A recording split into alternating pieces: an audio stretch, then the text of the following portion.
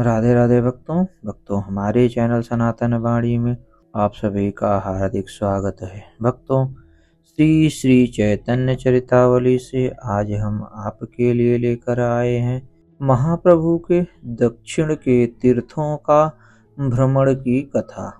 महापुरुषों का तीर्थ भ्रमण लोक कल्याण के ही निमित्त होता है। उनके लिए स्वयं कोई कर्तव्य नहीं होता, किंतु फिर भी लोक शिक्षण के लिए, गृहस्थियों को पावन बनाने के लिए, भक्तों को कृतार्थ करने के लिए, तीर्थों को निष्पाप बनाने के लिए तथा पृथ्वी को पवित्र करने के लिए वे नाना तीर्थों में भ्रमण करते हुए देखे गए हैं।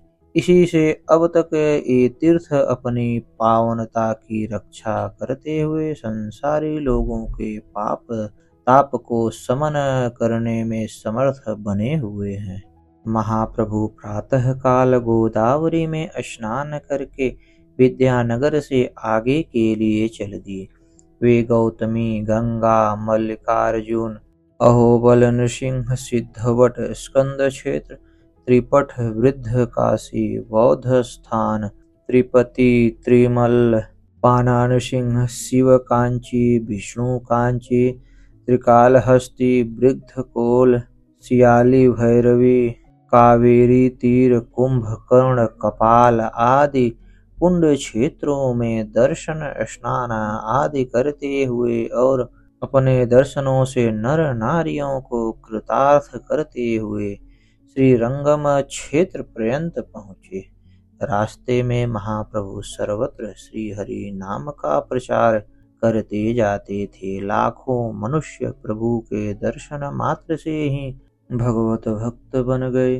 प्रभु रास्ते में चलते चलते राम राघव राम राघव राम राघव रक्षमाम, कृष्ण केशव कृष्ण केशव कृष्ण केशव पाहि माम, इस मंत्र का उच्चारण करते जाते थे। महाप्रभु के मुख से निश्रित इस मंत्र को सुनते ही चारों ओर से स्त्री पुरुष उन्हें घेर कर खड़े हो जाते और फिर ये उनके बीच में खड़े होकर नृत्य करने लगते। इसी प्रकार अपने संकीर्तन, नृत्य और दर्शनों से लाखों को सुख पहुंचाते हुए आषाढ़ मास में ये श्री रंगम क्षेत्र में पहुँचे। वहाँ परम भाग्यवान श्री वेंकटेश भट्ट नामक एक वैष्णव ब्राह्मण के अनुरोध से प्रभु ने चातुर्मास व्यतीत किया। वेंकट भट्ट के पुत्र श्री गोपाल भट्ट ने महाप्रभु की रूप माधुरी से विमुक्त होकर उन्हें आत्मसमर्पण कर दिया। वेंकट भट्ट का संपूर्ण परिवार श्री कृष्ण भक्त बन गया। सभी को महाप्रभु की संगति से अत्यधिक आनंद हुआ। महाप्रभु सायंकाल के समय जंगलों में घूमने जाया करते थे। एक दिन वे एक बगीचे में गए।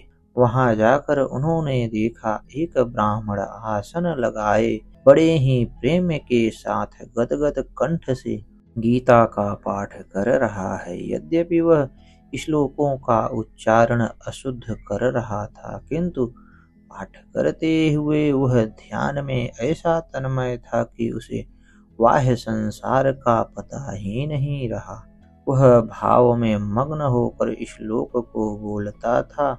उसका संपूर्ण शरीर रोमांचित हो रहा था, नेत्रों से जल बह रहा था। महाप्रभु बहुत देर तक खड़े खड़े उसका पाठ सुनते रहे। जब वह पाठ करके उठा तब महाप्रभु ने उससे अत्यंत ही स्नेह के साथ पूछा, क्यों भाई, तुम्हें इस पाठ में ऐसा क्या आनंद मिलता है जिसके कारण तुम्हारी ऐसी अद्भुत दशा हो जाती है? इतने ऊंचे प्रेम के भाव तो अच्छे अच्छे भक्तों के शरीर में प्रकट नहीं होते। तुम अपनी प्रसन्नता का मुझसे ठीक ठीक कारण बताओ। उस पुरुष ने कहा, भगवान, मैं एक अपठित बुद्धिहीन ब्राह्मण वंश में उत्पन्न हुआ निरक्षर और मूर्ख ब्राह्मण बंधु। शुद्ध शुद्ध का कुछ भी बोध नहीं है। मेरे गुरुदेव ने मुझे आदेश दिया था कि तू गीता का नित्य प्रति पाठ किया कर। भगवान, मैं गीता का अर्थ क्या जानूं, मैं तो पाठ करते समय इसी बात का ध्यान रखता हूँ कि सफेद रंग के 4 घोड़ों से जुटा हुआ एक बहुत सुंदर रथ खड़ा हुआ है। उसकी विशाल ध्वजा पर हनुमान जी विराजमान है। खुले हुए रथ में अस्त्र शस्त्रों से सुसज्जित अर्जुन कुछ शोक के भाव से धनुष को नीचे रखे हुए बैठा है। भगवान अच्युत सारथी के स्थान पर बैठे हुए मंद मुस्कान के साथ अर्जुन को गीता का उपदेश कर रहे हैं। बस भगवान की इसी रूप माधुरी का पान करते करते मैं अपने आपे को भूल जाता हूँ। भगवान की वह त्रिलोक पावनी मूर्ति मेरे नेत्रों के सामने नृत्य करने लगती है। उसी के दर्शनों से मैं पागल सा बन जाता हूँ।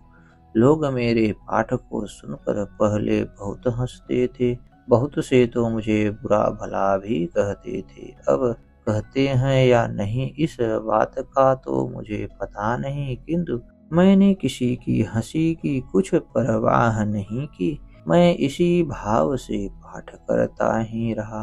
अब मुझे इस पाठ में इतना रस आने लगा है कि मैं एकदम संसार को भूल सा जाता हूँ। आज ही आकर आपने मुझसे 2 मीठी मीठी बातें की है, नहीं तो लोग सदा मेरी हंसी ही उड़ाते रहते हैं। मालूम पड़ता है आप साक्षात श्री नारायण हैं, जो मेरे पाठ का फल देने के लिए यहाँ पधारे हैं। आप चाहे कोई भी क्यों न हो, हैं तो कोई अलौकिक दिव्य पुरुष। आपके चरण कमलों में मेरा कोटि कोटि प्रणाम है। इतना कहकर वह प्रभु के चरणों में गिर पड़ा। प्रभु ने उसे बड़े स्नेह से उठाकर छाती से लगाया और बड़े ही मीठे स्वर से कहने लगे, विप्रवर तुम धन्य हो। यथार्थ में गीता का असली अर्थ तो तुमने ही समझा है।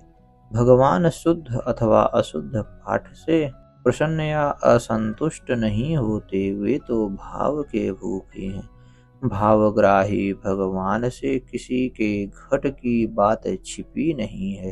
लाखों शुद्ध पाठ करें और भाव अशुद्ध है तो उनका फल अशुद्ध ही होगा। यदि भाव शुद्ध है और अक्षर चाहे अशुद्ध भी उच्चारण हो जाए तो उसका फल शुद्ध ही होगा। भावों की शुद्धि की ही अत्यंत आवश्यकता है। भाव शुद्ध होने पर पाठ शुद्ध हो तब तो बहुत ही अच्छा है।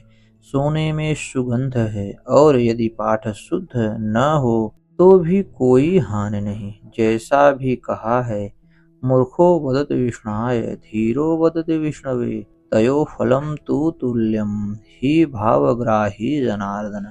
अर्थात मूर्ख कहता है विष्णवाय नमः और पंडित कहता है विष्णवे नमः। भाव शुद्ध होने से इन दोनों का फल समान ही होगा, कारण कि भगवान जनार्दन भावग्राही हैं। महाप्रभु के मुख से इस बात को सुनकर उस ब्राह्मण को बड़ी प्रसन्नता हुई और उसने उसी समय प्रभु को आत्मसमर्पण कर दिया। जब तक प्रभु श्री रंगम क्षेत्र में रहे तब तक वह महाप्रभु के साथ ही रहा।